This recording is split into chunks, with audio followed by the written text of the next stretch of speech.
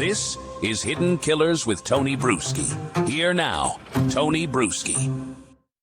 There are failures so severe, they stop being bureaucratic mistakes and start being moral crimes. What happened in Lonoke County, Arkansas, wasn't a tragedy of circumstance. It was a chain of decisions. Every one of them stamped, signed, and approved by a justice system that really should have known better. And when it failed, a father did what the law was supposed to do. He protected a child, his child. Aaron Spencer didn't wake up looking to break the law. He woke up to a nightmare, his 14-year-old daughter, gone from her bed, a decoy hoodie left behind, and the gut-level terror every parent dreads. It wasn't just that she was missing. It was who she was missing with. That man's name was Michael Fosler, 67 years old, a documented predator, a man already facing multiple charges for exploiting and stalking children, including Aaron's daughter. The DA knew his record. The judge knew it. The community knew it. And still, he was out on bond. Now let's pause there just for a quick little second. And let's do a little free thinking, a little conjecture, a little opinion. When someone who's in power has the ability to make a choice in two directions. One, keep a known predator of children behind bars because you have the power to do that, or release them into the ether, back into the world of which they have prayed time and time again. And you choose to flip the page of this choose your own adventure book to the let's free him, I'm going to start questioning what's going on in your own world. What's going on that you think, this guy deserves another chance? What is going on that you're relating to this individual so much that you feel he should be set free to go do what he'll do? Because he'll learn his lesson. What's going on in your mind? Why are you so connected to that? Why do you have some sort of relatability going on here that you feel this child predator should be released? What? I don't see any other reason other than what we're all thinking. What skeletons are in your closets? DA, judge, anyone who signed off on this shit? I think maybe we should look into you a little bit. Maybe we will. Or maybe the internets will. Because there's a lot of people ready to do it. And if you are already doing it, please DM me. Because I think this needs to be done. I think there needs to be... I'm not looking to make things up. I'm not looking to accuse anyone of anything. I'm just looking. I'm looking for answers. I'm looking to make sense of a situation that makes no sense at all. If someone chooses to release a known predator like this man, who kidnapped Aaron's daughter, and you choose to set him free to do it again, and then you choose to go after the father who protected his daughter? I keep going to one logical conclusion here.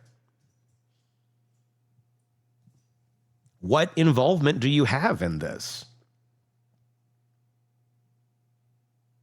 Because it sure doesn't seem to be of the protection sort. I'm not accusing anyone of anything. I'm asking the fair question that needs to be asked, because when there's smoke, and this feels a little bit more than smoke, this feels like kind of a small inferno going on over here in this county with these people. What's going on in your closets? What's going on behind your closed doors that this was a good idea to go after Aaron and have released this guy in the first place? Tell me. Please tell me. What's the reasoning? Because following the letter of the law is not the answer, and this is not following the letter of the law. This is some sort of weird, sick vengeance against an innocent father who saved the life of his daughter. And now you're weaponizing the very system that caused this problem to go after the innocent and victimize them even more. So yes, I would love to know what else is going on in this county with these people, where this man, the predator who's now dead, thank God, Michael Fosler, rotting in a grave, thanks to Aaron Spencer's good deeds. I want to know what else is going on there. Because Fosler, he was part of law enforcement too. Yeah. That makes it a little weirder, doesn't it? Not directly in this specific county, but not far away either. Not so far away that you don't have some crossover, you were wearing the blue ones too. Is that all it is? Was it a he was once a cop thing and you just can't see past reality that not all cops are good? If that's it, horrible decision making on your part. But the whole let's go after the dad who saved his daughter's life, that's the sick part. That's the part where I think there's something really fucking dark going on over here. And it needs to be looked into. And maybe there's nothing. Maybe there is nothing. But someone should find out. Don't you think? The DA knew his record. The judge knew it. The community knew it. And still, he was free on bond, unmonitored, armed with access and opportunity. That decision to let a known predator walk was the first act of violence in this story. Everything that followed was the system cashing in on its own negligence. Because that morning when Aaron saw the empty bed, the fake shape under the blanket, the evidence of careful planning, he didn't see a runaway. He saw a kidnapping in progress. He called, he looked, he drove. And when he spotted the vehicle on a rural road with his daughter inside faster than the police could get there, what happened next wasn't vengeance. It was called rescue. He forced the car to stop. He confronted the man who'd taken his child. And when the situation turned volatile, when a known predator refused to comply, Aaron Spencer did what any parent would have done. The DA called it second-degree murder. But anyone who's ever loved a child calls it instinct. Because let's be clear about what was happening that night. A convicted predator with pending charges for child exploitation was actively in possession of a minor he had been ordered to stay away from. That's not a domestic dispute. That's kidnapping, you fucking idiot, DA. That's the nightmare every parent prays they'll never face. And when it lands on Aaron Spencer's doorstep, the justice system was nowhere to be found. So now the same machine that failed to protect his daughter wants to punish the father who did. That's not justice. That's self-preservation by a system trying to cover its own collapse. Think about the moral inversion here. The DA's office knew who Michael Fosler was. They knew his history. They knew the risk.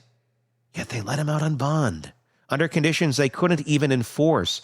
No ankle monitor, no high-risk supervision, no active monitoring by probation or pre-trial services. They handed him freedom, and he used it to hunt a child. When that kind of negligence gets a girl abducted, the real question isn't why did Aaron Spencer pull the trigger? It's why did the DA ever let it come to that? This is what institutional cowardice looks like, and you, DA, are a coward. Subhuman, even. When the state releases predators faster than it processes their victims' trauma, that's not justice, it's complicity. And it makes you wonder, again, why are you relating to the predator so much? When judges worry more about docket congestion than community safety, that's not discretion. That's dereliction. Aaron Spencer acted because the system refused to, and now because he didn't wait for permission to save his daughter's life, he's the one wearing the handcuffs. Let's talk about that system for a minute. It's one that routinely over-prosecutes poor families for petty theft and substance charges while bending over backwards to respect the rights of repeat offenders. It's a machine built to protect itself, to preserve process, not people. And when one of its own citizens shows them what accountability actually looks like, they recoil because Aaron Spencer's actions expose their weakness. He embarrassed them. He proved that their protections don't actually protect. That's why they want to bury him in legal paperwork now. Not because they care about law and order, but because he made them look like what they are. Negligent, hollow, and out of touch with the people they serve. And possibly even worse. I don't know anybody that protects child predators other than child predators. Do you? You can trace every step of this back to bureaucratic arrogance. A DA who thought a known predator could be managed. A judge who thought pretrial liability mattered more than a child's safety. Probation officers with caseloads too high to care. The system stacked failure upon failure, and Aaron Spencer is the one paying for it. Except he's not playing their game anymore. He's running for sheriff. And that right there might be the most courageous act of all. This isn't some performative campaign stunt. Spencer isn't running to polish his image. He's running because he's seen firsthand what happens when law enforcement stops serving the people they're sworn to protect. He's running against the very structure that failed his family and everyone there. Against a sheriff's office that arrested him instead of investigating why a child predator was free to strike again. When he says restoring trust, it's not a slogan, it's a rebuke. He's talking about a department that valued policy over protection, a DA's office that treated paperwork like justice, and a system that pretends compassion for victims while enabling their abusers. That's exactly why the establishment is terrified of him, because if he wins, it's not just a political upset, it's an indictment of the entire justice apparatus. It says the quiet part out loud, that citizens no longer trust prosecutors to protect their kids, that law enforcement has become too comfortable enforcing laws against the wrong people. There's a reason so many families in Lonoke County see Aaron Spencer as more than a defendant. They see him as a stand-in for every parent who's been told to wait, to trust, to file another report while the clock runs out. He's living proof that waiting doesn't save lives. Acting does. And let's remember his daughter is alive. She came home because her father acted. That fact alone should haunt every official who signed the papers releasing her abductor. And again, I will say it aloud. I don't know anyone who protects child predators other than child predators. So what are you? Bad choice maker or something worse? The DA wants to make this about process, about whether Spencer's actions were technically within the bounds of legal procedure. But this isn't about the letter of the law anymore. It's about its soul. Because what do you call a law that protects predators but punishes parents? What do you call a system that shows mercy to the guilty and outrage towards the brave? Aaron Spencer didn't commit murder. The state committed neglect. And now the people of Lonoke County have to decide which one they can live with. If the courts won't correct this, the ballot might. Spencer's campaign isn't just symbolic, it's a reckoning. He's forcing the very machine that condemned him to look him in the eye and answer for its own sins. He's saying, if you can't protect our children, then I will. That's not lawlessness, that is leadership, because heroes aren't defined by uniforms or titles. They're defined by what they do when the world stops making sense. Aaron Spencer saw a system that stopped protecting the innocent and started protecting itself. And in one impossible moment, he made the choice every parent prays they'll never have to make, but knows deep down they would.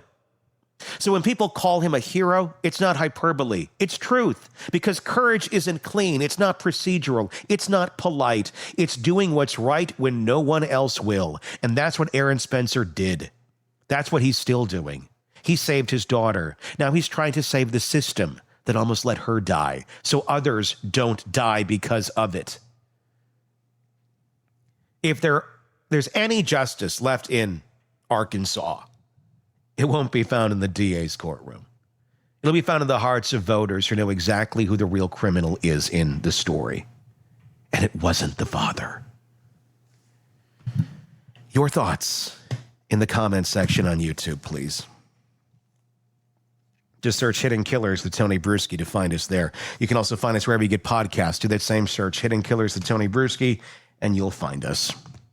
We'll talk again real soon.